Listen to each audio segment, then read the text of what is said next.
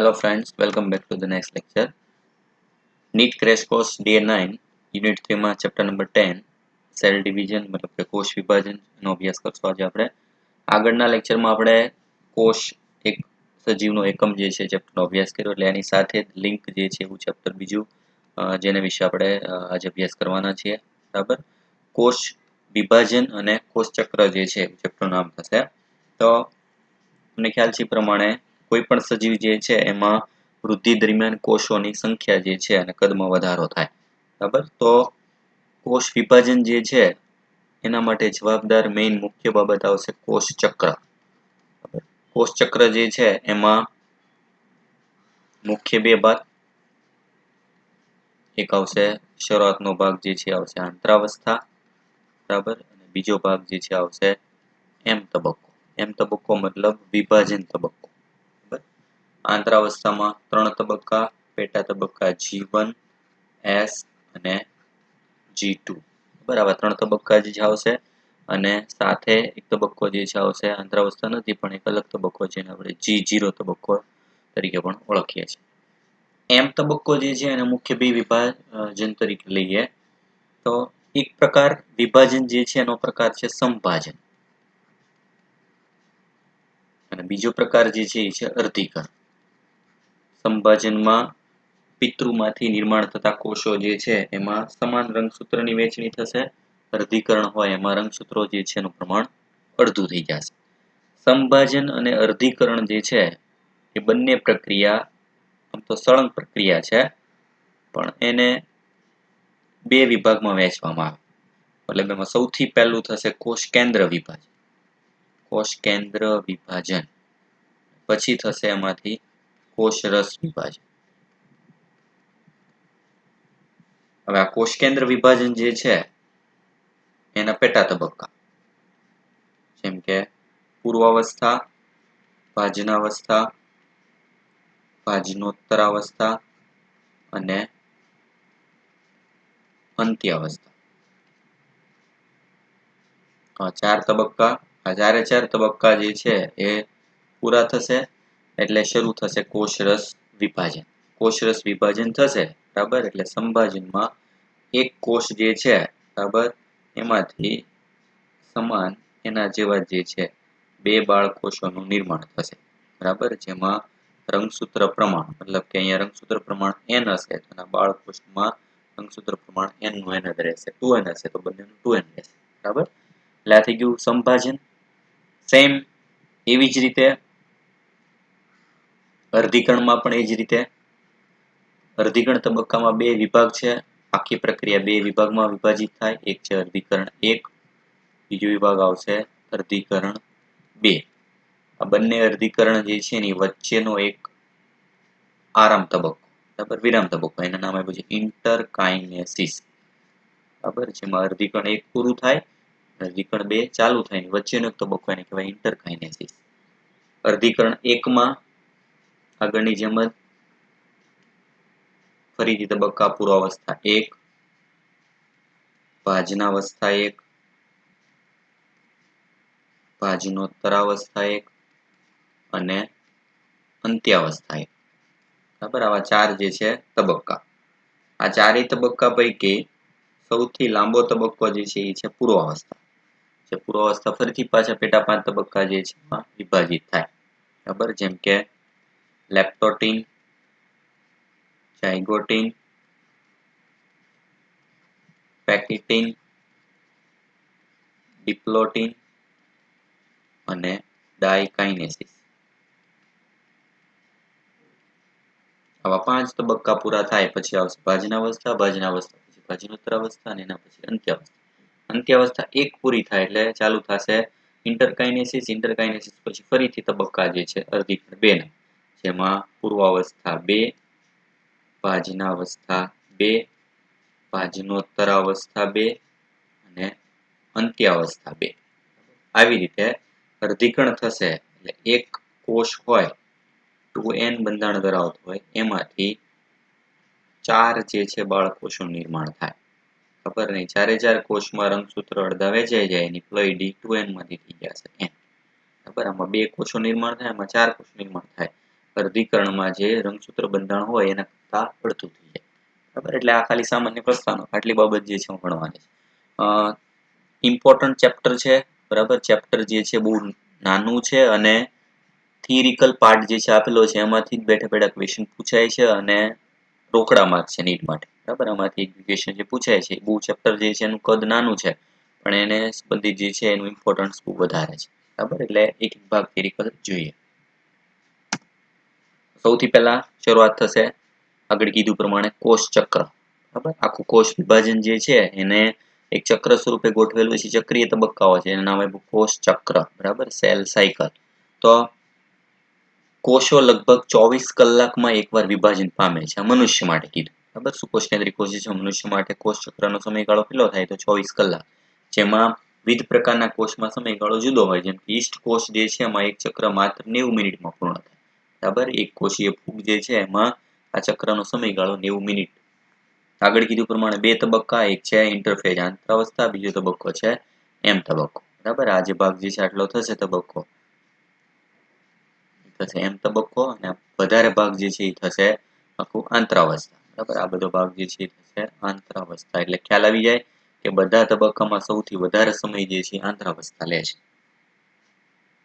એમ તબક્કો અવસ્થાઓને રજૂ કરે છે જેમાં વાસ્તવમાં કોષ વિભાજન કે સમસૂત્ર વિભાજન થાય છે. આંતરાવસ્થા બે ક્રમિક એમ તબક્કા વચ્ચેની સ્થિતિ રજૂ કરે છે, બરાબર. બે એમ તબક્કો, બરાબર, પછી આંતરાવસ્થા, પછી ફરીથી પાછો એમ તબક્કો.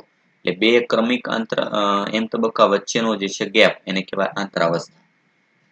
મનુષ્યમાં કોષ ચક્રનો સમયગાળો 24 કલાકનો હોય, જેમાંથી કોષ વિભાજન માત્ર 1 કલાકમાં પૂર્ણ થઈ જાય, બરાબર. એટલે મતલબ કે મોટાભાગનો સમયગાળો જે છે 95% થી વધારે સમય જે છે કોષમાં પસાર કરે તો આંતરાવસ્થામાં જ પસાર કરે છે. એટલે યાદ રાખજો, બરાબર, કે જે ટોટલ જે છે વિભાજન જે છે એમાં વધુ સમયગાળો કેટલો હોય તો કે 95% જે છે એ આંતરાવસ્થાનો હોય અને 5% માત્ર જે છે એ એમ તબક્કાનો સમયગાળો હોય. વધારે સમય જે છે આંતરાવસ્થામાં પસાર થાય. તો એમાં શું થાય છે જો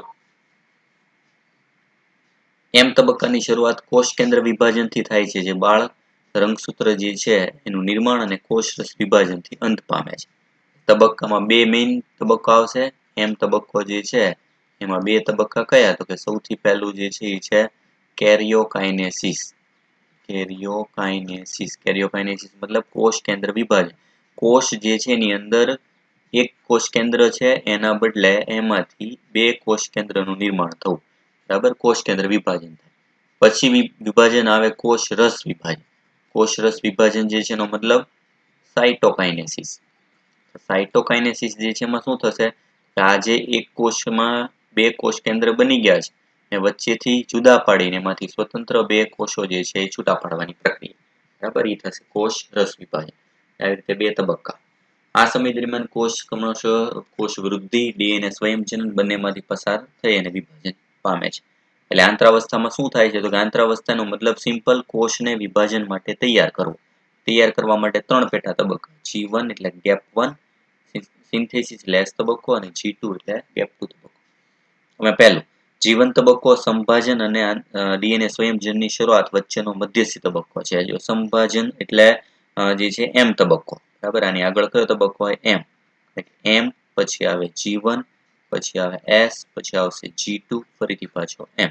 એટલે G1 તબક્કો ક્યાં આવશે અગાઉના એમ તબક્કા અને પછીનો ડીએનએ સ્વયંજન બેની વચ્ચેનો ગાળો એટલે G1 તબક્કો. શું હોય તો કે આ તબક્કામાં કોષ છે પછી રીતે સક્રિય હોય. વધુમાં વધુ જે છે એમાં કોષમાં વૃદ્ધિ પ્રક્રિયા થતી હોય, સતત વૃદ્ધિ થાય, પરંતુ ડીએનએ સ્વયંજનન કરતો નથી. યાદ રાખજો, ડીએનએ નું સ્વયંજનન કરવા માટે એક અલગથી સેપરેટ તબક્કો જેનું નામ છે એસ તબક્કો અથવા સિન્થેસિસ તબક્કો, જે ડીએનએ નું સંશ્લેષણ અને સ્વયંજનન કરે છે.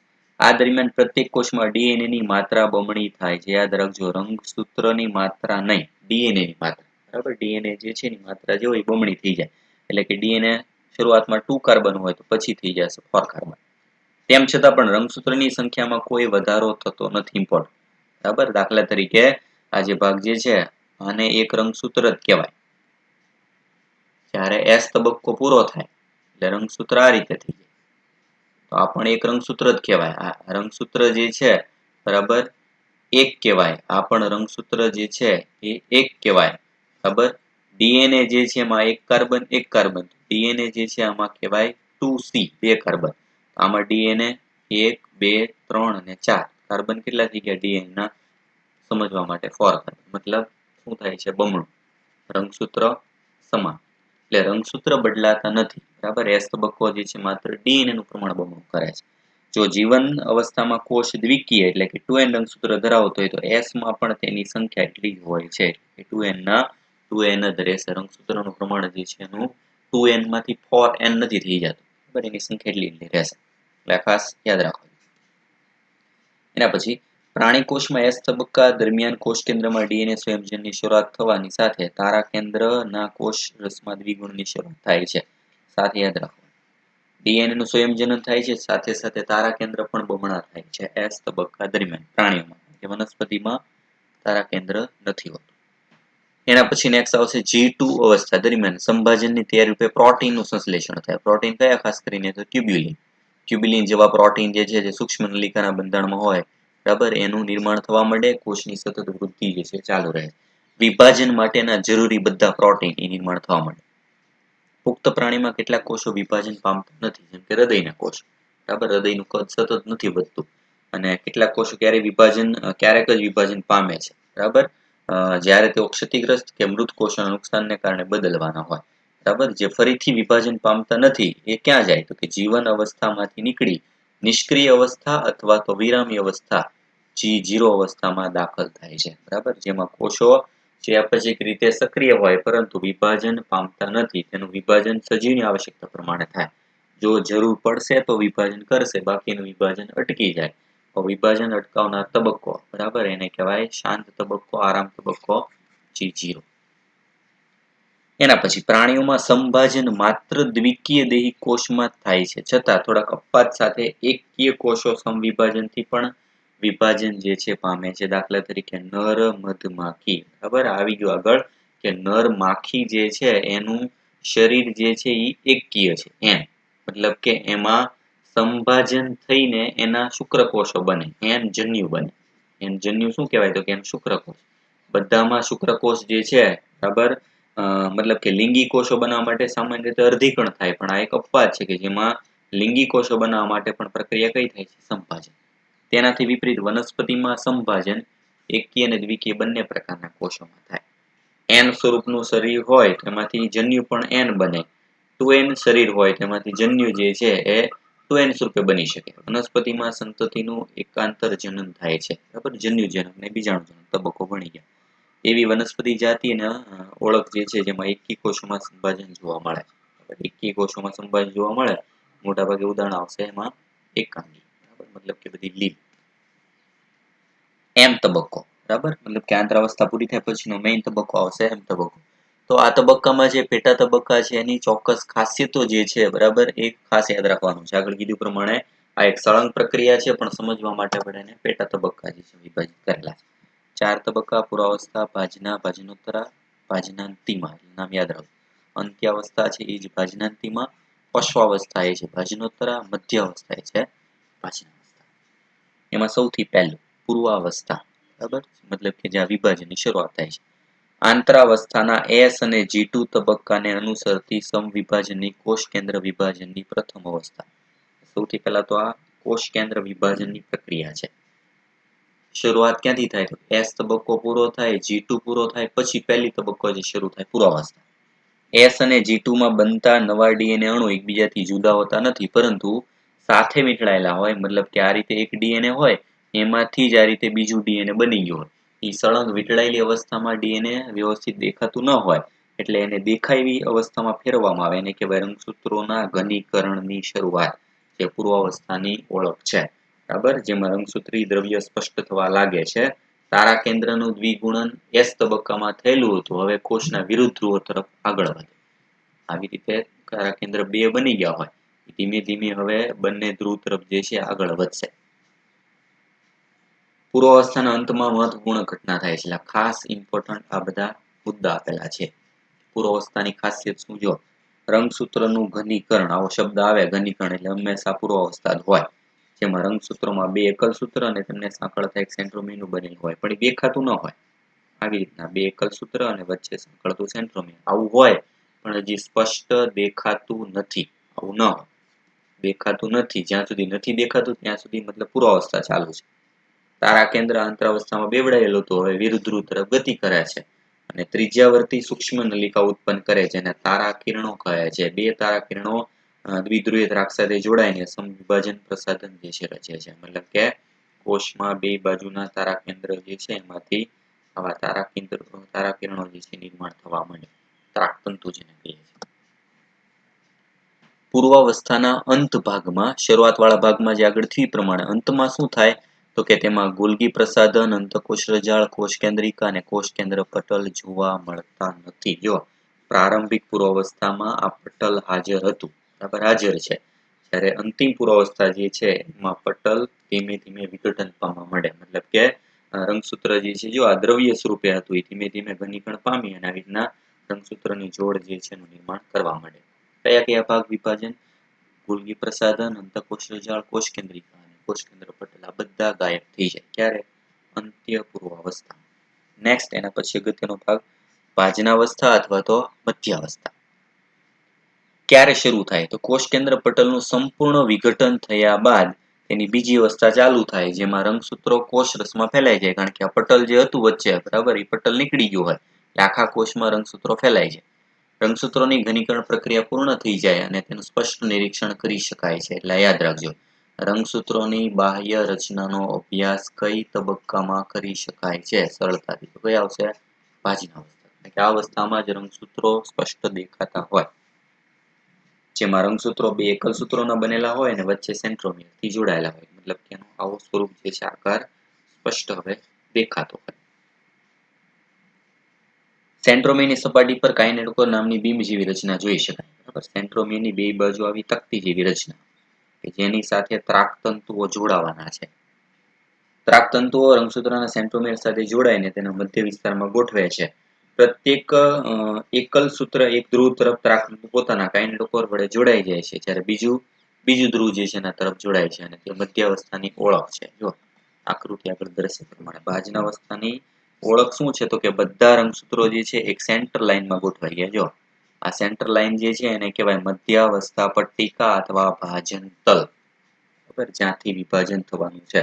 એટલે આવી ઓળખ વિશેષતા જુઓ, કાઇનેટોકોર સાથે જોડાઈ જાય, બંને ધ્રુવો ત્રાકતંતુ દ્વારા મધ્યાવસ્થા પટ્ટિકામાં ગોઠવાય. જ્યારે મધ્યાવસ્થા પટ્ટિકા, બરાબર, અથવા ભાજન તલ અથવા વિષુવવૃત્તીય તલ આવા કોઈ પણ શબ્દ જે છે આવે એનો મતલબ ભાજનાવસ્થા ચાલતી હોય. બીજી ખાસિયત શું છે એની? રંગસૂત્રો સ્પષ્ટ દેખાય, બંને ધ્રુવ તરફથી તારા કિરણો જે છે એના ત્રાકતંતુનું નિર્માણ થઈ ગયેલું હોય, એની ખાસિયત. નેક્સ્ટ એના પછી ભાજનોત્તર અવસ્થા. હવે જો આ તંતુઓ હોય બધા ટૂંકા થવા માંડે. તંતુઓ જે છે બધા પાછળની બાજુ ખેંચાય, આ બાજુ બધા ખેંચાવા માંડે. એટલે સ્વાભાવિક છે કે વચ્ચેના ભાગમાં જે આવી રીતના રંગસૂત્ર જે છે હતું એ બે બાજુ ખેંચાય, વચ્ચેથી વિભાજન પામી જાય અને બે બાજુ એક એક રંગસૂત્રિકા જુદી પડવા માંડે. શરૂઆતમાં મધ્ય પટ્ટિકા પર ગોઠવાયેલ રંગસૂત્રોના સેન્ટ્રોમિયર ક્રમશઃ વિભાજિત થાય. એટલે એની ખાસિયત સેન્ટ્રોમિયરનું વિભાજન સમભાજનની કઈ અવસ્થામાં થાય? તો આવશે ભાજનોત્તરાવસ્થા. જે રંગસૂત્રિકા સ્વરૂપે છૂટી પડે અને નવા બાળ કોષ કેન્દ્રનું રંગસૂત્ર બનશે. જો આ એક રંગસૂત્ર હતું પહેલા, જ્યારે જુદું પડી જશે ત્યારે એમાંથી આવી રીતના જુદો ભાગ પડશે. આ જે ભાગ છૂટો પડ્યો આવે સ્વતંત્ર એક રંગસૂત્ર તરીકે જ વર્તે. આ રંગસૂત્રિકા છે પણ એ ગણાય એક રંગસૂત્ર. આ પણ એક રંગસૂત્ર હતું, જુદા પડશે ત્યારે આ પણ એનું રંગસૂત્ર જ ગણાશે નવા બાળકોષ માટે. આ છૂટી પડેલ રંગસૂત્ર વિરુદ્ધ ધ્રુવ તરફ સ્થળાંતર થવાની શરૂઆત કરે અને મધ્યાવસ્થા પટ્ટિકાથી ઘણા દૂર જવા માંડે. દરેકે દરેક રંગસૂત્રના સેન્ટ્રોમિયર પોતાના ધ્રુવ બાજુ ખસે છે અને રંગસૂત્રોને ધ્રુવ તરફ લઈ જાય છે. બરાબર, જો આકૃતિમાં દર્શાવ્યું બે બાજુના રંગસૂત્ર જે છે એક બાજુ વિરુદ્ધ ધ્રુવ તરફ ખસવા માંડે. આ ખસવાની પ્રક્રિયા કોના દ્વારા થાય તો કે આ તંતુઓ જે છે ત્રાકતંતુ ટૂંકા થવાના લીધે બે બાજુ અડધા અડધા ભાગ ખેંચાય છે. બરાબર, એટલે એની વિશેષતા સેન્ટ્રોમિયરનું વિભાજન થવું અને રંગસૂત્રિકા જુદી પડવી. કઈ બાજુ તો કે વિરુદ્ધ ધ્રુવ તરફ ખસે, આ એની ખાસિયત. નેક્સ્ટ એના પછી અંત્યાવસ્થા. કોષ કેન્દ્ર વિભાજનની અંતિમ અવસ્થાની શરૂઆત જેમાં રંગસૂત્ર અનુક્રમે પોતાના ધ્રુવ પર પહોંચી ગયા છે. જ્યાં સુધી ગતિ કરતા હોય ધ્રુવ તરફ ત્યાં સુધી ભાજનોત્તરા ચાલતી હોય, જ્યારે પહોંચી જાય ત્યારે એની અંત્યાવસ્થા. વિસ્તરણ પામે પોતાના રંગસૂત્રની સ્વતંત્રતા ગુમાવી દે, એટલે જે દેખાવ હોય બરાબર એ બધો હવે આવી રીતના આવી જાય, એનો આકાર જે છે સ્પષ્ટ ન હોય. રંગસૂત્ર દ્રવ્ય બંને બાજુ સમૂહની સ્વરૂપે એકત્રિત થાય છે, એટલે એની ખાસિયત બરાબર સ્વતંત્ર ઓળખાણ ગુમાવી દે છે. પ્રત્યેક ધ્રુવ પર સમૂહોમાં આજુબાજુ કોષ કેન્દ્ર પટલનું નિર્માણ થઈ જાય, જે આગળ ગુમાવી દીધું હતું ફરીથી આવી જાય, અને કોષ કેન્દ્રિકા, ગોલ્ગી પ્રસાધન અને ઈઆર જે અંગિકાઓ પહેલા ગુમાવી દીધી હતી પાછી અંત્યાવસ્થા જે છે એમાં પાછી પુનઃ પ્રસ્થાપિત થાય બરાબર. એટલે પૂર્વાવસ્થાના અંત ભાગમાં ગાયબ થઈ જાય, આમાં પાછી ફરીથી જે છે જોવા મળશે. આ થઈ ગયું 4 તબક્કા બરાબર. નેક્સ્ટ કોષ કેન્દ્ર વિભાજન પૂરું થઈ ગયું. હવે બાકી છે આ વચ્ચેના ભાગમાંથી રસ વિભાજન કરવા, એને કહેવાય કોષ રસ વિભાજન, સાઇટોકાઇનેસિસ. દ્વિગુણન પામેલ રંગસૂત્રોના બાળ કોષ કેન્દ્રની વહેંચણી, કેરિયોકાઇનેસિસ માત્ર સમબાહુ વિભાજન પ્રક્રિયા દ્વારા પૂરી થતી નથી, પણ હજી બાકી છે એનું કોષ રસ વિભાજન બરાબર. કોષ રસ વિભાજન બે રીતે થાય, જો ખાસ ઇમ્પોર્ટન્ટ છે. કઈ દિશામાં કઈ રીતે થાય ખાલી સમજવાનું છે. પ્રાણી કોષમાં બહુ સિમ્પલ, પ્રાણી કોષમાં બે કોષ કેન્દ્ર બની ગયા છે બરાબર. પ્રાણી કોષમાં કોષ કેન્દ્ર વિભાજન જે છે તો કે એક ઉપસંકોચન ખાંચ બને જે પરિઘથી કેન્દ્ર તરફ, મતલબ અહીંથી શરૂઆત થાય, પરિઘ એટલે બહારથી શરૂઆત થાય બરાબર, ને અંદર તરફ જે છે ક્રમશઃ વિકસતી જાય. આ ઉપસંકોચન ખાંચ કઈ તરફ જાય? બહારથી અંદર તરફ, એટલે પરિઘથી કેન્દ્ર તરફ વિભાજન શેમાં થાય? પ્રાણી કોષમાં બરાબર. ને આવી રીતે એકમાંથી બે જે છે એ ભાગમાં વહેંચાઈ જાય. જ્યારે એની સરખામણીમાં વનસ્પતિ કોષ જે છે એમાં જો વનસ્પતિ કોષમાં બે કોષ કેન્દ્ર જે છે નિર્માણ થઈ ગયા હોય, બે કોષ કેન્દ્ર નિર્માણ થઈ ગયા પછી એમાં કોષરસ વિભાજન કેન્દ્રથી શરૂ થઈને બહારની તરફ જે છે પૂર્વસ્થિત પાર્શ્વદિવાલ સાથે, એટલે જો કેન્દ્રમાંથી આવી રીતના ભાગ બહાર તરફ એક વિભાજન પામે, આ ભાગ બહાર તરફ વિકસતો જાય, એટલે બે ભાગ બહાર તરફ વિકસશે અને વચ્ચેની બાજુ જે છે મધ્યપટલ આવી જશે, બે બાજુ નવી કોષ દિવાલનું નિર્માણ થાય. આવી રીતે એકમાંથી બે કોષ નિર્માણ થાય, પણ ખાસ યાદ શું રાખવાનું છે કે એની દિશા કઈ હોય? અંદરથી બહાર તરફ. જ્યારે પ્રાણીમાં કઈ હતી? તો કે બહારથી અંદર તરફ બરાબર. આ કેન્દ્રથી પરિઘ તરફ હોય, આ પરિઘથી કેન્દ્ર તરફ હોય, અને જે નિર્માણ થાય છે વચ્ચે એને કહેવાય કોષ પટ્ટી બરાબર, જેને આપણે મધ્યપટલ તરીકે પણ ઓળખીએ છીએ. કોષરસ વિભાજન સમયે કોષીય અંગિકા પણ બમણી થઈ જાય, મતલબ કણાભસૂત્ર રંજક કણનું પણ બે બાળકોષમાં સમાન વિતરણ થાય બરાબર. બમણી થઈને બે બાજુ સમાન રીતે વહેંચાઈ જાય, જેને લીધે એક જ કોષમાં અનેક કોષ, ઘણી વાર જો અહીંથી આ ભાગ અલગ છે, આ શું છે જો ઘણા સજીવોમાં એક કોષમાં એક કોષ કેન્દ્ર હોય એનું વિભાજન થાય, પછી કોષરસ વિભાજન ન થાય, કોષ કેન્દ્રનું વિભાજન ચાલુ રહે. એટલે જો કોષરસ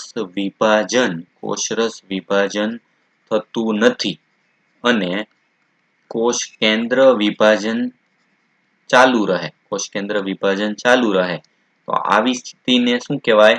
તો કે એના લીધે એક જ કોષમાં ઘણા બધા કોષ કેન્દ્ર નિર્માણ થાય, એને કહેવાય બહુ કોષ કેન્દ્રી બરાબર. સિન્સિટિયમ બહુ કોષ કેન્દ્રીય અવસ્થા. બહુ કોષ કેન્દ્રીય અવસ્થા ક્યારે સર્જાય બરાબર? તો જ્યારે કોષરસ વિભાજન ન થાય, કોષ કેન્દ્ર વિભાજન ચાલુ રહે બરાબર. એના લીધે એક જ કોષમાં ઘણા બધા કોષ કેન્દ્ર સર્જાય, અને આવું ઉદાહરણ છે નાળિયેરનું પ્રવાહી ભ્રૂણપોષ બરાબર. નાળિયેર જે છે એનું પાણી, જેને આપણે પ્રવાહી ભ્રૂણપોષ કહીએ છીએ, મતલબ ભ્રૂણપોષ કેવું થશે? બહુ કોષ કેન્દ્રી કોષ, એક જ કોષમાં ઘણા બધા કોષ કેન્દ્ર જે છે એનું નિર્માણ. ક્યારે થાય આવું? જ્યારે કોષ વિભાજન જે છે, કોષ કેન્દ્ર વિભાજન ચાલુ રહે, કોષરસ વિભાજન ના થાય, ત્યારે આવું જોવા મળે. આ થઈ ગયું સંભાજન. હવે સંભાજન જે છે એનું મહત્વ બહુ ટૂંકમાં.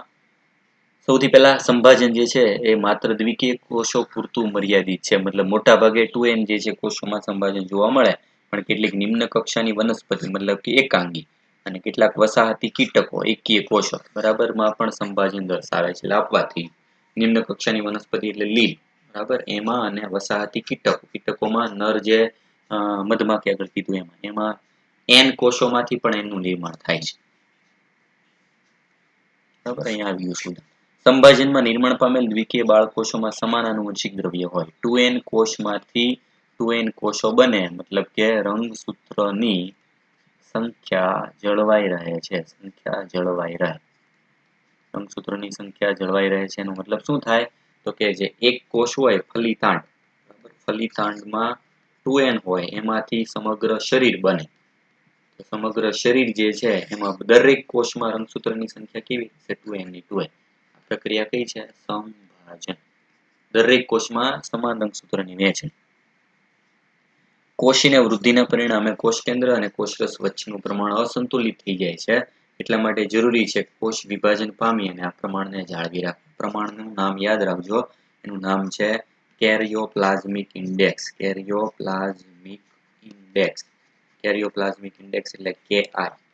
બરાબર, KI જે છે શું છે તો કે એક બાજુ કોષ કેન્દ્ર અને ભાગ્યા કોષ રસ, આ બંનેનો ગુણોત્તર. કોષ કેન્દ્ર અને કોષ રસ બંનેનો ગુણોત્તર જે છે જ્યારે અસંતુલિત થાય ત્યારે એને કોષ વિભાજન કરીને સંતુલનમાં રાખવો પડે.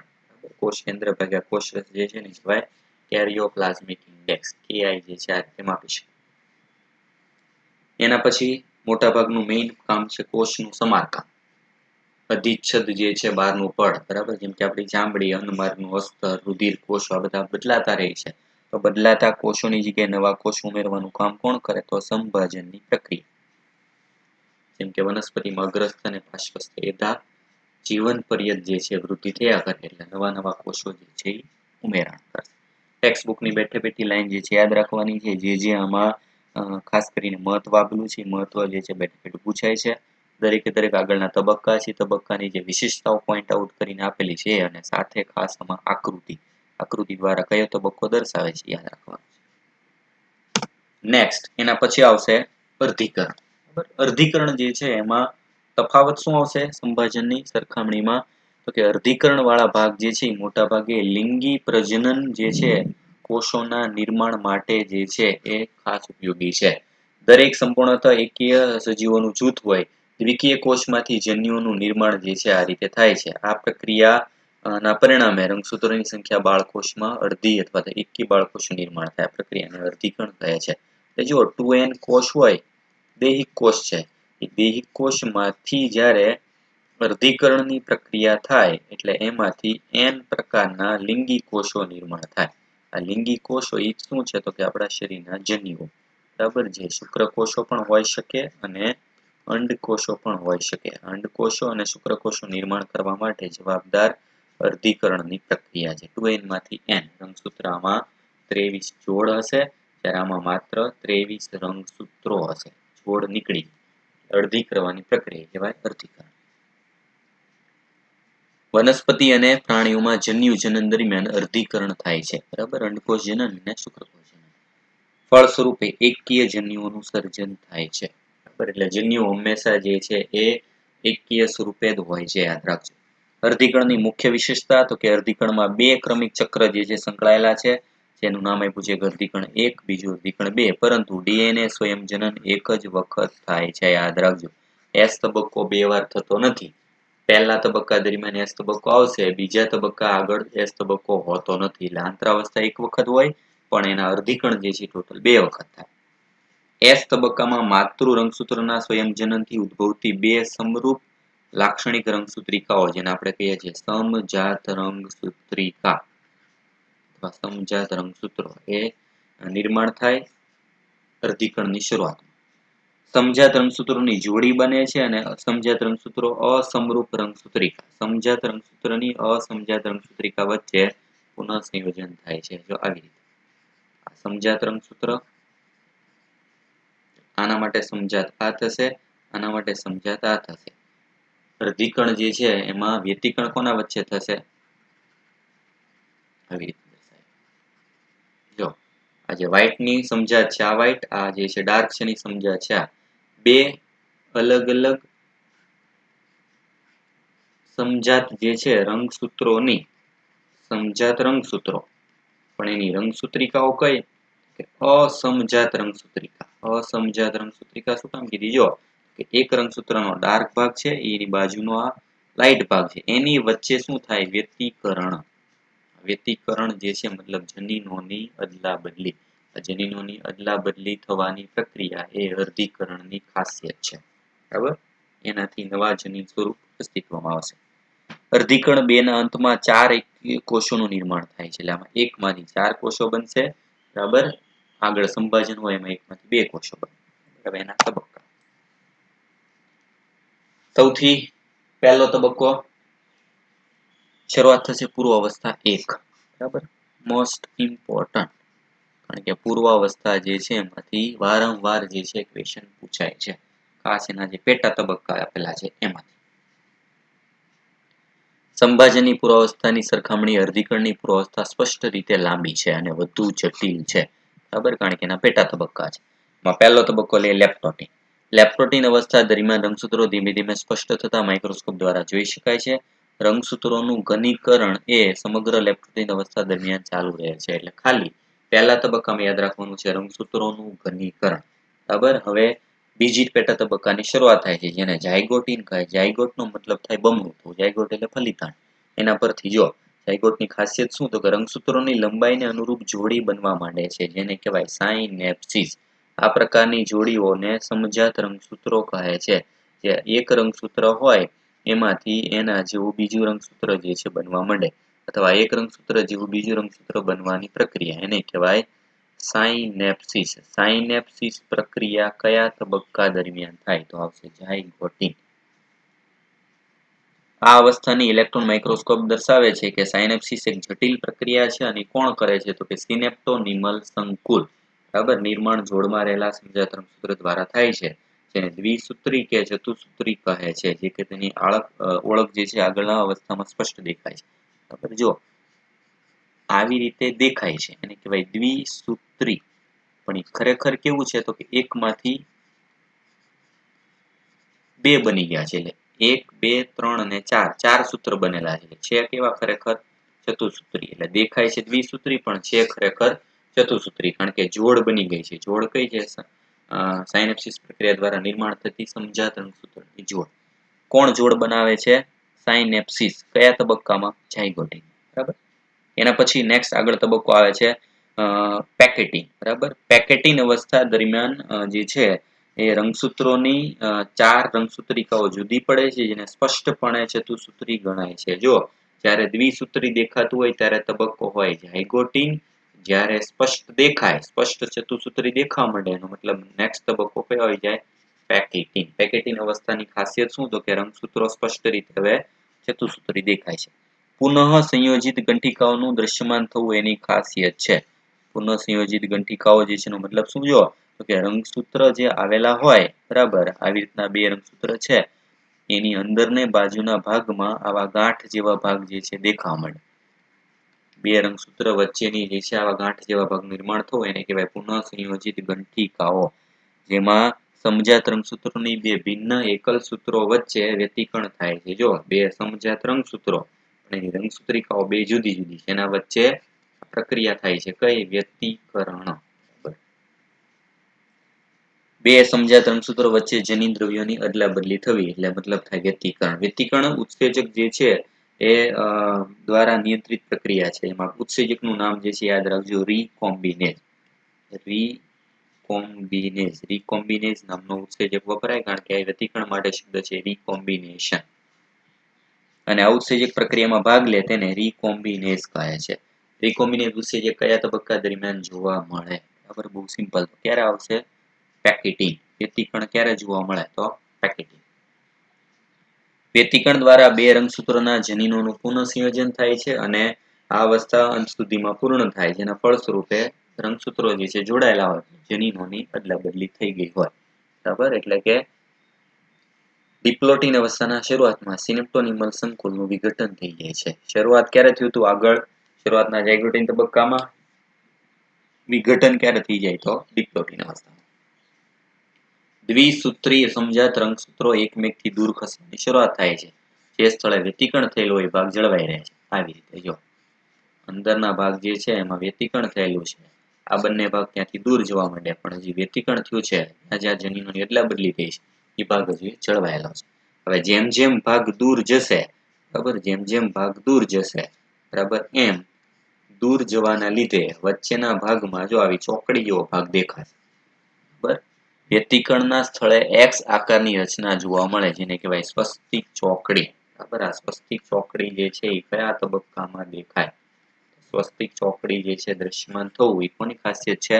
ડિપ્લોટી. જેમ જેમ રંગસૂત્રિકાઓ દૂર જાય એમ વચ્ચેના ભાગમાં આવી ચોકડી જેવી રચના જોવા મળે, એક્સ આકારની રચના. બરાબર, જે પહેલા એક પુનઃસંયોજિત ગાંઠ સ્વરૂપે હતું, હવે એ ચોકડી દેખાય, એને કહેવાય સ્વસ્તિક ચોકડી. બરાબર, આવી એક્સ આકારની રચના કયા તબક્કામાં દેખાય? તો ડિપ્લોટી. કેટલાક પૃષ્ઠવંશી પ્રાણીઓના અંડકોમાં ડિપ્લોટીન અવસ્થા મહિનાઓ કે વર્ષો સુધી ચાલે છે, યાદ રાખજો. બરાબર, અંડકો જે છે એમાં મહિનાઓ કે વર્ષો સુધી ચાલે છે, એને રિલેટેડ ડિપ્લોટીન અવસ્થામાં આગળ જે છે આવી ગયું, જેમ નામ આવે છે કે લેમ્પ બ્રશ રંગસૂત્ર. લેમ્પ બ્રશ રંગસૂત્ર જે છે એ અંડકોના ડિપ્લોટીન અવસ્થામાં જોવા મળે. રંગસૂત્ર જે છે એ થોડું બ્રશ જેવા આકારનું આગળના તબક્કામાં આપણે ભણ્યા હતા.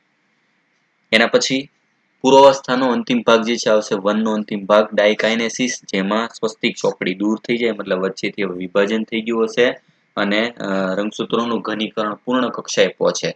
અને પૂર્વાવસ્થા પૂરી થાય છે એટલે સ્વાભાવિક છે કે કોષ કેન્દ્રિકા લુપ્ત થઈ જાય અને કોષ કેન્દ્ર પટલ પણ વિઘટન પામે. હવે શરૂઆત થશે ભાજનાવસ્થા 1 ની. ભાજનાવસ્થા આવે એટલે બહુ સિમ્પલ. શું થતું હોય એમાં? તો કે રંગસૂત્રો જે છે એ મધ્ય અવસ્થાએ ગોઠવાઈ જાય, પણ આમાં હવે રંગસૂત્રો નહીં હોય. જો રંગસૂત્રની જોડ હશે, વિષુવવૃત્તીય તલમાં જોડીઓ સ્વરૂપે ગોઠવાય છે અને સૂક્ષ્મ નલિકાઓની પ્રત્યેક સમજાત જોડ સાથે સ્વતંત્ર રીતે જોડાઈ જાય છે. બરાબર, જો પૂર્વાવસ્થા 1, ભાજનાવસ્થા 1 માં જોડીઓ ગોઠવાયેલી છે. આગળ ખાલી એક એક રંગસૂત્ર ગોઠવાયેલ હતું, હવે જોડ ગોઠવાયેલી છે. ભાજનોત્તરાવસ્થા 1, સમજાત રંગસૂત્રો જુદા પડે છે. બરાબર, અને તેના સેન્ટ્રોમિયરથી જોડાયેલા રહે છે. જો આ તફાવત. ભાજનોત્તરાવસ્થા 1 માં રંગસૂત્રો જે બે હતા, બરાબર, બે રંગસૂત્રમાંથી એક એક જે છે રંગસૂત્રો જુદા પડે છે. યાદ રાખજો, આમાં સેન્ટ્રોમિયરનું વિભાજન થતું નથી. સંભાજનની ભાજનોત્તર અવસ્થામાં સેન્ટ્રોમિયર વિભાજન થતું હતું, આમાં સેન્ટ્રોમિયરનું વિભાજન થતું નથી, ખાલી રંગસૂત્રની જોડ જુદી પડે છે.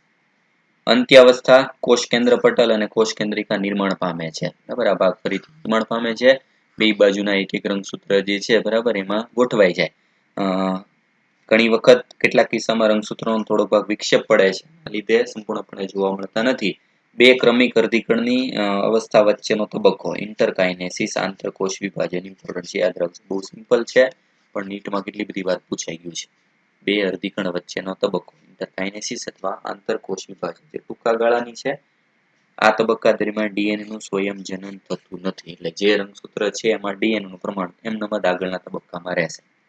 બરાબર, હવે શું થઈ ગયું? જો કે આમાં રંગસૂત્રની જોડ હતી 2n, હવે એમાંથી જે કોષો બન્યા એમાં રંગસૂત્ર nn થઈ ગયા, એટલે અડધો ભાગ થવાની પ્રક્રિયા કહેવાય અર્ધીકરણ 1. રંગસૂત્રનું પ્રમાણ જોડમાં હતું 2n હતું, આમાં રંગસૂત્રો સિંગલ થઈ ગયા કોષ, એટલે n. નેક્સ્ટ આવશે હવે એના પછી અર્ધીકરણ 2. ફરીથી પાછું પૂર્વાવસ્થા 1, રંગસૂત્રો પૂર્ણ લંબાયેલા નથી. બરાબર, સંભાજન જેવું જ હોય છે, પણ ખાલી આમાં તફાવત શું આવશે? અર્ધીકરણ 2 પૂર્વાવસ્થા 2 જે છે એના અંત સુધીમાં કોષ કેન્દ્ર પટલ અદ્રશ્ય થઈ જાય, રંગસૂત્રો ઘટ બને. ભાજનાવસ્થા 2 માં ફરીથી પાછા વિષુવવૃત્તિ તલ પર રંગસૂત્રો ગોઠવાય. બરાબર, જે હવે જોડમાં નથી અને કાઇનેટોકોર સાથે બે બાજુથી જે છે જોડાઈ જશે. ભાજનોત્તરાવસ્થા 2 માં સેન્ટ્રોમિયરનું વિભાજન થશે, યાદ રાખજો. બરાબર, પૂર્વાવસ્થા 2 થી માંડી ભાજનાવસ્થા 2, અર્ધીકરણ 2 સંપૂર્ણ રીતે કોના જેવું છે? સંભાજન જેવું. સંભાજન જેવી જ પ્રક્રિયા. અર્ધીકરણનો કયો તબક્કો સંભાજન જેવો હોય તે આવશે અર્ધીકરણ 2. બરાબર, જેના બધા તબક્કા એના જેવા છે. જો પૂર્વાવસ્થામાં એક એક રંગસૂત્ર હોય, હવે ભાજનાવસ્થામાં સેન્ટરમાં ગોઠવાય, વચ્ચેથી વિભાજન પામે, એટલે જો કે એમાં સેન્ટ્રોમિયરનું વિભાજન થાય. સેન્ટ્રોમિયરનું વિભાજન થાય છે. આગળ શું આવ્યું હતું? તો કે ભાજનોત્તરાવસ્થા 1 માં નહોતું થતું, આમાં સેન્ટ્રોમિયરનું વિભાજન થાય. હવે આ n છે, મતલબ રંગસૂત્રો જોડમાં નથી. જો છેલ્લે નિર્માણ થાય કોષો, પણ n ના n જ રહેશે, એટલે n માંથી n નિર્માણ થાય ને કહેવાય સમસૂત્રણ. અર્ધીકરણ 2 જે છે કેવો કહેવાય? સમસૂત્રણ, એટલે જ આ તબક્કો જે છે સંભાજન જેવો છે. બરાબર, તફાવત શું છે? ખાલી આમાં 1 માંથી 2 કોષો બને છે, એટલે ટોટલ 4 કોષો નિર્માણ થાય. જ્યારે આગળનો તબક્કો જે છે એમાં શું હતું? જો 2n માંથી n બન્યા, મતલબ આને કહેવાય અર્ધસૂત્રણ. બરાબર, જે સંપૂર્ણ રીતે અલગ છે. એટલે આ રીતે અંત્યાવસ્થા 2 પૂરી થાય, કોષ કેન્દ્ર પટલ ફરીથી આવી જશે. એટલે એક જ બાળકોષ જે છે 2n હતા, 2n માંથી પહેલા અર્ધીકરણ 1 થાય એટલે nn બાળકોષો સર્જાશે, n માંથી ફરીથી પાછું વિભાજન થાય એટલે કે અર્ધીકરણ 2 પૂરું થાય ત્યાં સુધીમાં 1 માંથી 4 બાળકોષો નિર્માણ થાય, જ્યારે 4 ની પ્લોઈડી કેવી હશે n જે છે એ કયા હશે તો કે જન્યુ અથવા તો લિંગી કોષો જે બધા શરૂઆતના કોષ કરતા અડધું જે છે રંગસૂત્ર ધરાવતા હોય, બરાબર. એટલે દાખલા તરીકે આમાં 46 રંગસૂત્ર હોય તો આમાં હશે 23, આ બધામાં પણ હશે 23. મહત્વ અર્ધીકરણનું મહત્વ શું છે જો તો કે રંગસૂત્રની સંખ્યા અડધી થઈ જતી હોવા છતાં એવી પ્રક્રિયા છે જેમાં લિંગી પ્રજનન કરતા સજીવોમાં રંગસૂત્રોની સંખ્યા જાતિ પ્રમાણે જળવાઈ રહી છે. એક પેઢીથી બીજી પેઢીમાં રંગસૂત્રોની સંખ્યા જળવાઈ રહે એના માટે જવાબદાર છે અર્ધીકરણ. કઈ રીતે?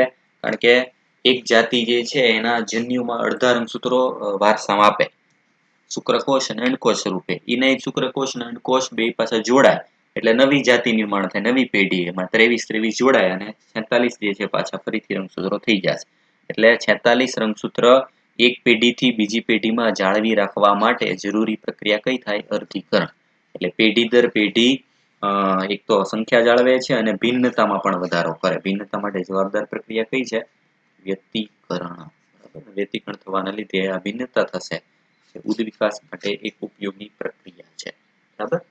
એટલે આ રીતે સંભાજન અને અર્ધીકરણ જે છે એને બંનેને સરખામણીમાં યાદ રાખવાનું છે. ખાસ આનો પૂર્વાવસ્થાયકના પેટા તબક્કા જે છે એ બહુ ઇમ્પોર્ટન્ટ છે. સિમ્પલ ક્વેશ્ચન પૂછાય તો સંભાજન જે છે એમાં વિભાજનનો દર આ રીતે થશે: 1 માંથી 2 બનશે, 2 માંથી 4, 4 માંથી 8, 8 માંથી 16, 16 માંથી 32, 64, એમાંથી 128, બરાબર, એમાંથી 256, એમાંથી 512 અને 1024. આવી રીતે વિભાજન થશે. એની સરખામણીમાં અર્ધીકરણ જે છે, બરાબર, એમાં 1 માંથી 4, 4 માંથી 16, 16 માંથી 64, 64 માંથી 256 અને એમાંથી 1024 કોષો. એટલે જો ક્વેશ્ચન પૂછે કે 1024 જે છે એ કોષો બનવા માટે કેટલા અર્ધીકરણ પ્રકારના વિભાજન જોઈએ? તો માત્ર 1, 2, 3, 4 અને 5. આ 5 જોશે તો સામેની બાજુ 1024 બનાવવા માટે કેટલા જોશે? એના ગુણ્યા 2 એટલે ગુણ્યા 2 એટલે 10 વિભાજન જરૂર પડે.